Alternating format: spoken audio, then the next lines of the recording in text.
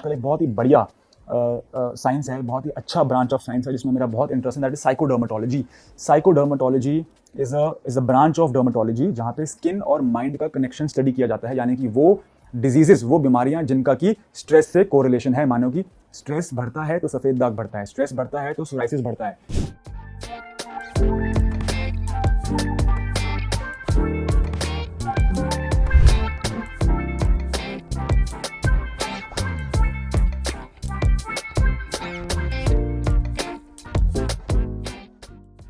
बहुत सारे लोग सफ़ेद दाग को बिजनेस बना बैठे हैं, बहुत सारे लोग सफ़ेद दाग में उतर रहे हैं।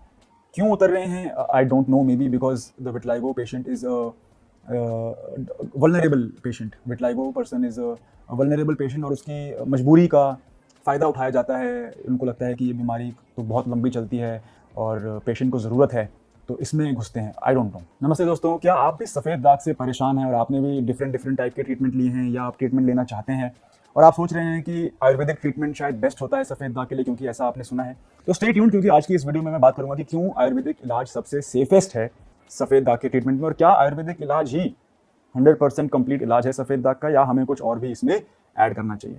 आयुर्वेद में सफ़ेद दाग का इलाज क्यों सेफेस्ट? तो उसका रीजन ये है कि देखिए, आयुर्वेद में हम लोग हर्ब्स का यूज़ कर रहे हैं, हम लोग हर्बल एक्सट्रैक्ट्स का यूज़ कर रहे हैं। Apart from that we are also providing lifestyle management. Ayurveda is not just herbs. बहुत लोग कंफ्यूज होते हैं और लोगों को लगता है कि आयुर्वेद इज जस्ट जड़ी बूटी, बट आयुर्वेद को जड़ी बूटी से तुलना करना is just scratching the surface. Ayurveda is much deeper than that. Ayurveda is not just herbs. Ayurveda is it's an entire, it's a lifestyle, it's मतलब उसको एक्सप्लेन करना भी बहुत मुश्किल है आयुर्वेद में क्या हो रहा है। आयुर्वेद के अंदर हर्ब्स तो बस एक सरफेस लेवल चीज़ है, उसके बाद आपका योगा आता है, आपका प्राणायाम आता है, आपकी लाइफस्टाइल मॉडिफिकेशंस आती हैं, आपका मेंटल स्ट्रेस आता है, उसको बैलेंस करना आता है, आपका वात पित्त और कफा दोष को बैलेंस करना आता है, आपके चक्रास को। पूरा वो एक सिस्टम ऑफ मेडिसिन है। आप सोचें कि आपने जड़ी बूटी खा लिया, आपने बापची खा लिया, और आप ऐसा नहीं है। आप आयुर्वेद को समझा ही नहीं है कोई अभी हमारे देश में। थैंकफुली अब हमारे जो देश में हवा है वो बदल गई है, आयुर्वेद को एक्सेप्ट कर रहे हैं, ये बहुत ही अच्छी बात है। मैं तो एज एलोपैथी डॉक्टर 100% सपोर्ट करता हूँ कि इंटीग्रेशन होनी चाहिए।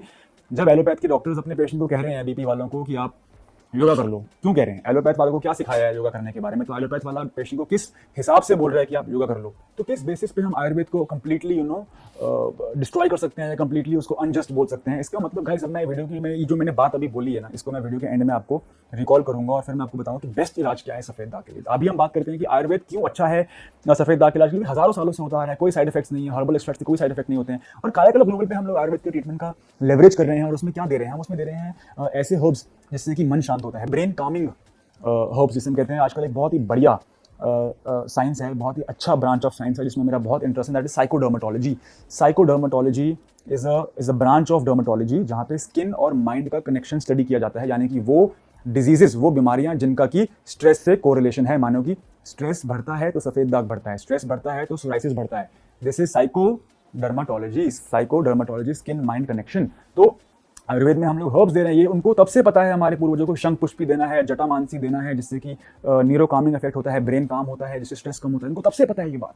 तो अब हम लोग इसको रिसर्च करके बोल रहे हैं कि नहीं जी, हमें शंख पुष्पी देनी है, जटामांसी देनी है, अश्वगंधा। उनको तब से पता है ये बात कि आपको स्ट्रेस कम करना है, स्ट्रेस का रोल है सफेद दाग में।